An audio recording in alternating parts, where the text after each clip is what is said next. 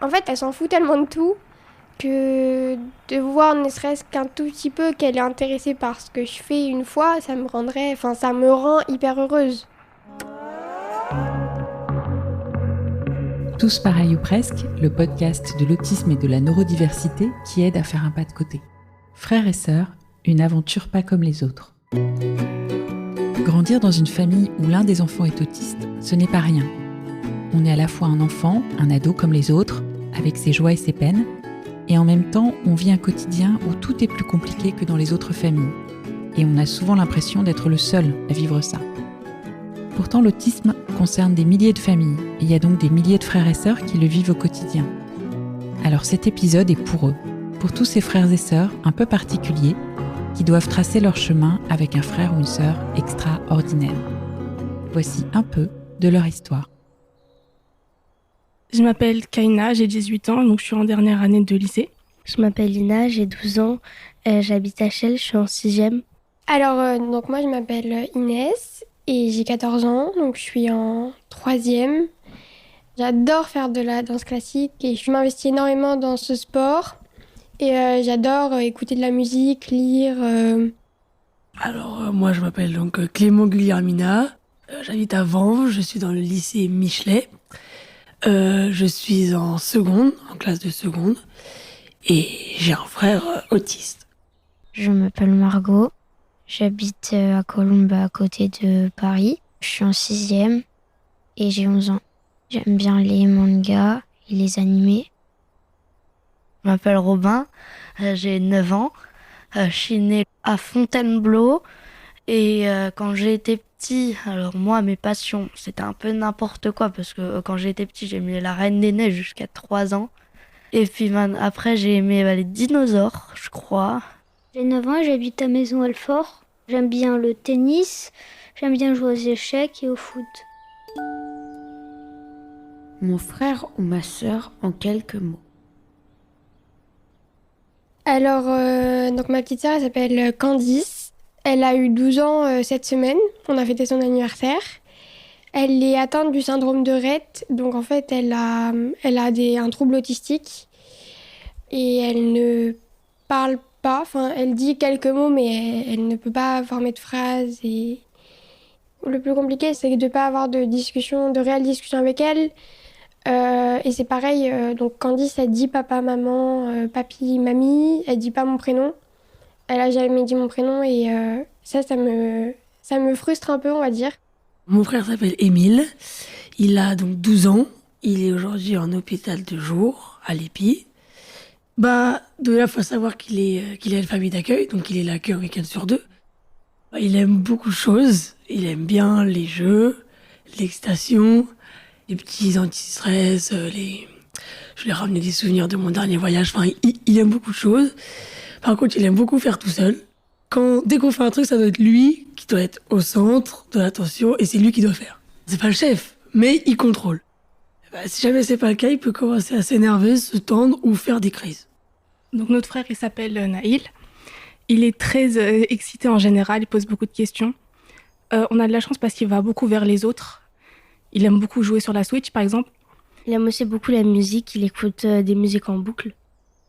Ce qui est bien, c'est qu'au fur et à mesure, il a été capable d'avoir plus de mots, de vocabulaire et de pouvoir nous dire ce qu'il pense, ce qu'il ressent. Parce que vraiment, au début, il était refermé et maintenant, c'est vraiment une des personnes les plus sociables. Limite plus que nous, en fait. Tom est en 6e F, je crois. Je dirais, il aime pas ça, quoi. Ça le stresse, le collège. Il n'arrive presque pas à s'endormir, presque pas à se lever le matin à cause de ça.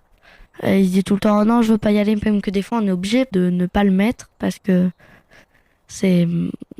on peut pas, quoi. Tom adore les pinceaux parce que à un moment, il a aimé, je sais pas si tu connais le jeu Baldi Basique. Avec son pinceau, il essaye de nettoyer un peu partout pour faire genre c'est un balai.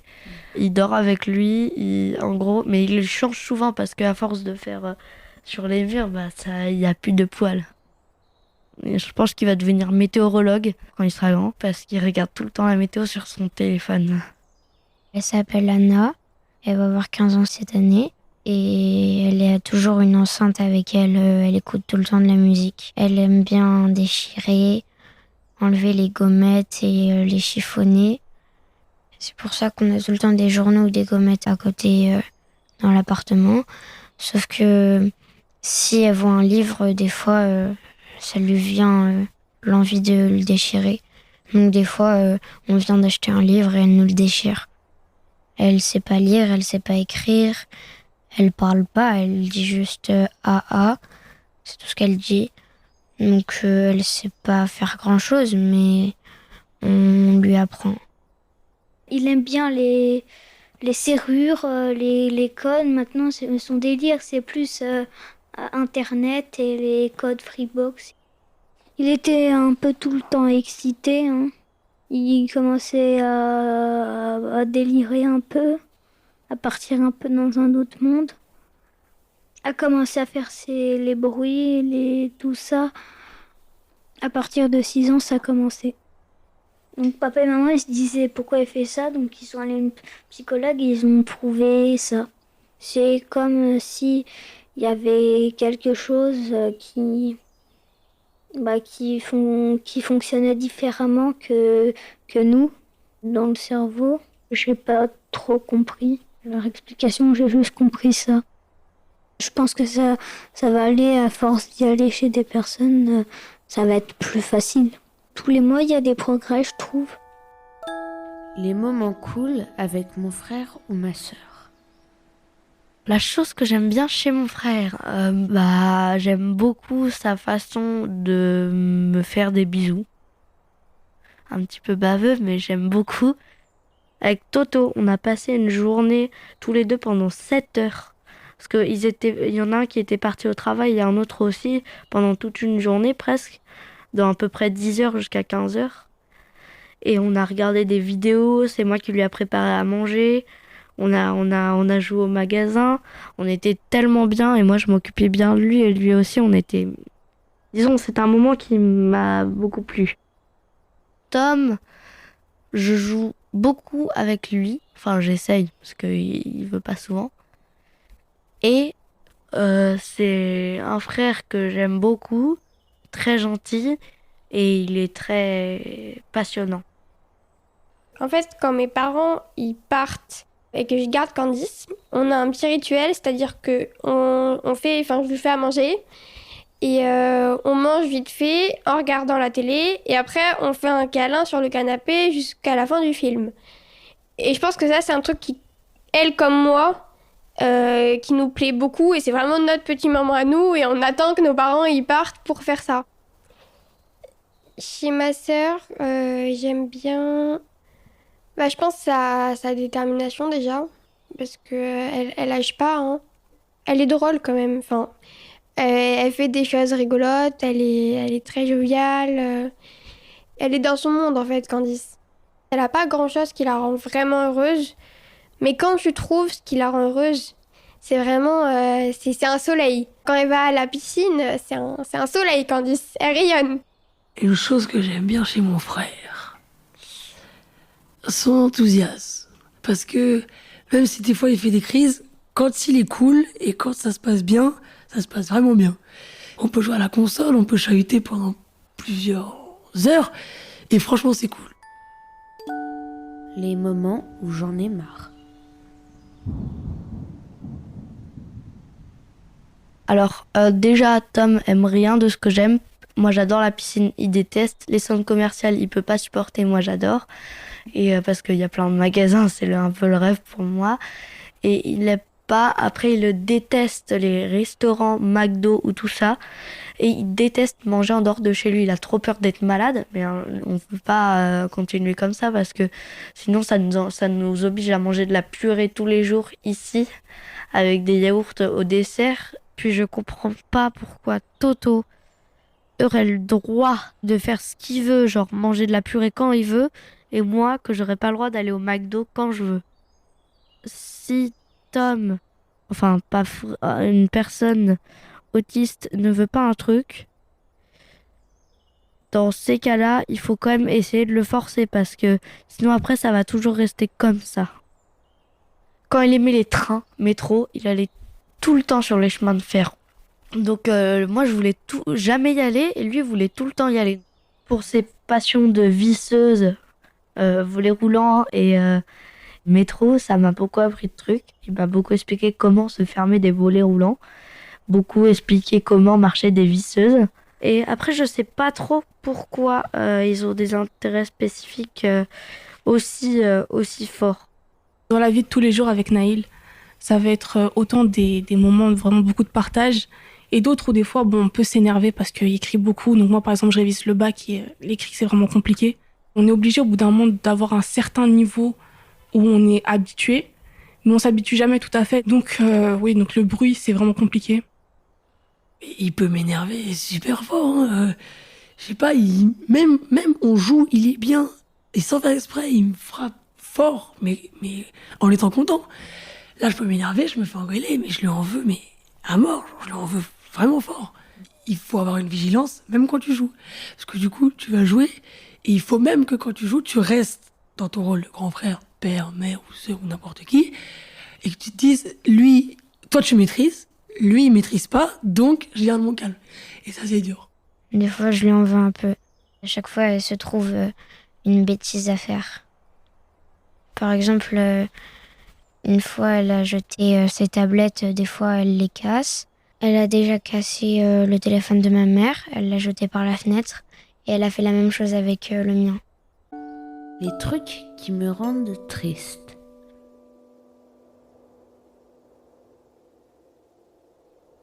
Un moment où j'ai ressenti un sentiment d'injustice, pour le coup, avec des frères et sœurs en situation de handicap, on la ressent forcément l'injustice à un moment.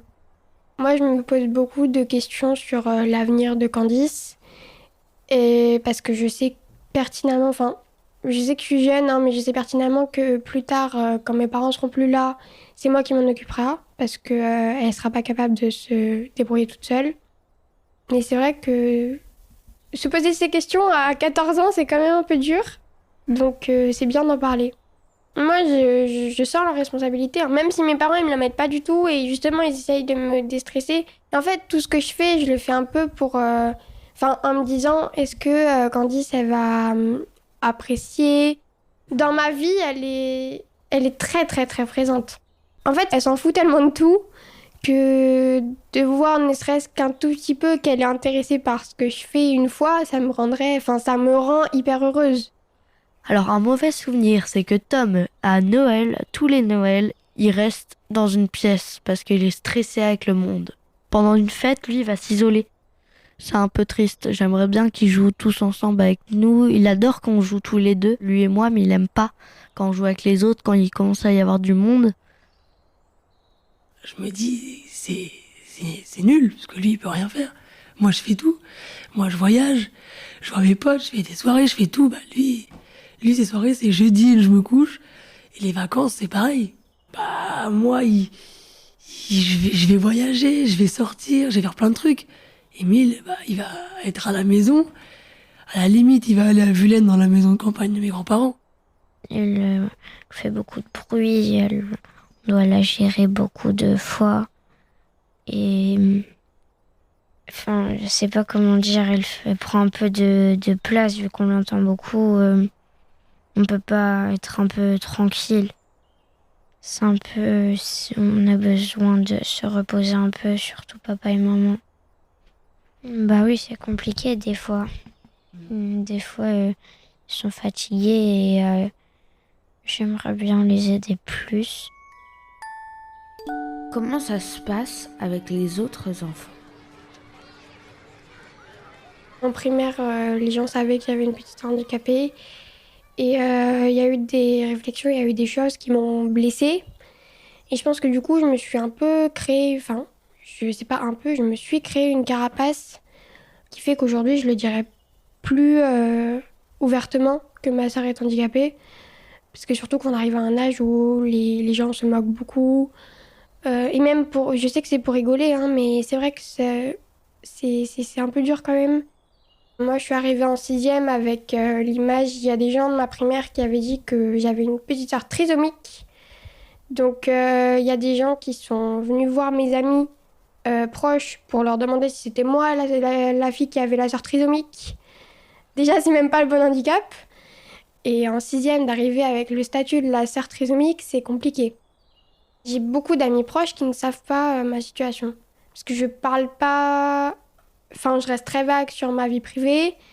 Et en fait, j'ai le statut de la fille qui fait rigoler tout le monde et tout. Mais du coup, je pense que je me cache un peu derrière ça pour pas vraiment faire face aux situations. Alors l'autre jour, il y a une copine, je sais pas, elle a dit une grosse boulette. Elle a dit oh, ton frère, il a l'air pas très amical. Moi, j'ai dit ok. J'étais pas très content parce que c'est pas de sa faute. Je lui ai expliqué, mais elle comprend pas. Pourtant, c'est pas une personne autiste, c'est une personne vulgaire. Elle comprend pas. Elle est forte en force physique, très forte. Elle se la pète un peu en disant oh mais moi je sais très bien taper, il faut pas m'embêter. Voilà. Bon, après on parlait pas d'elle parce que voilà, c'était juste pour dire qu'elle a dit des trucs très méchants sur Tom.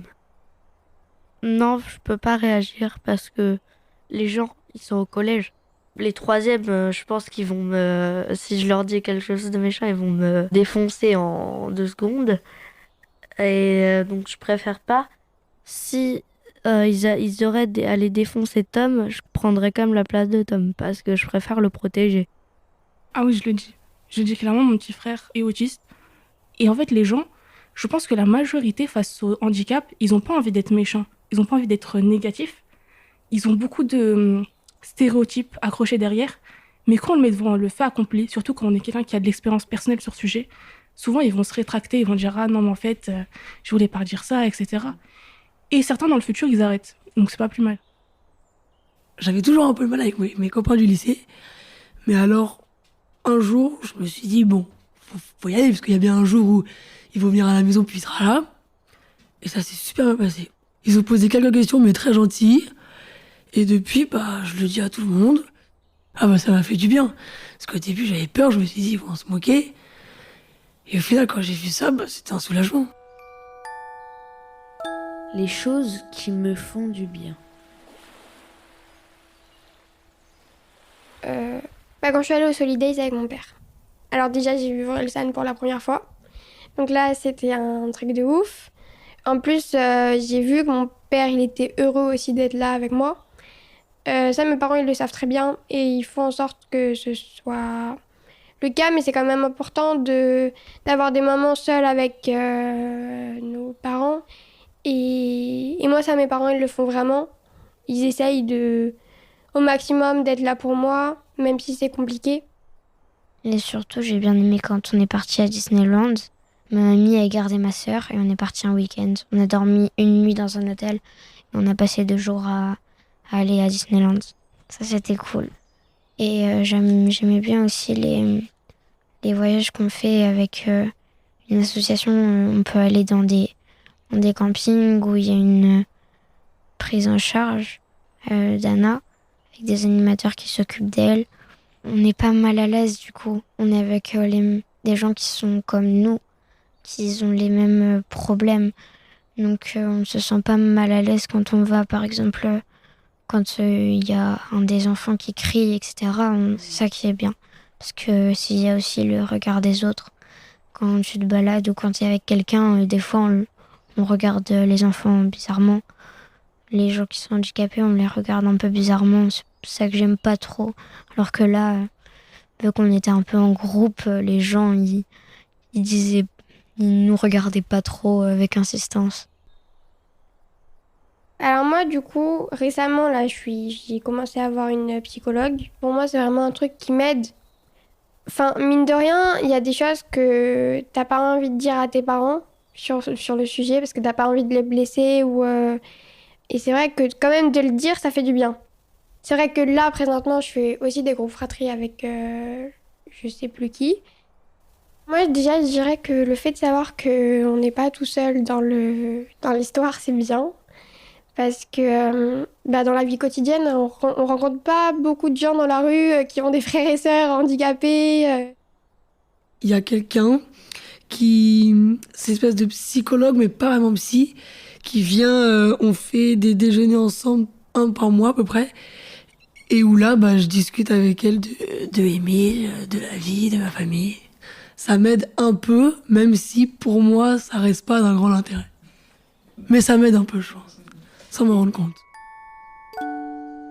Mes rêves pour l'avenir. As-tu un rêve dans la vie? Un rêve sur mon frère ou sur moi?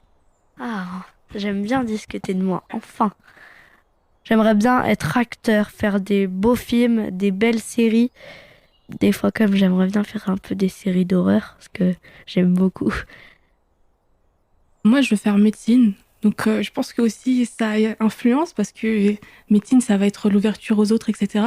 Donc, je sais que moi, du coup, dans le futur, je veux avoir un impact positif. Je veux que d'autres personnes comme moi puissent avoir de l'aide aussi.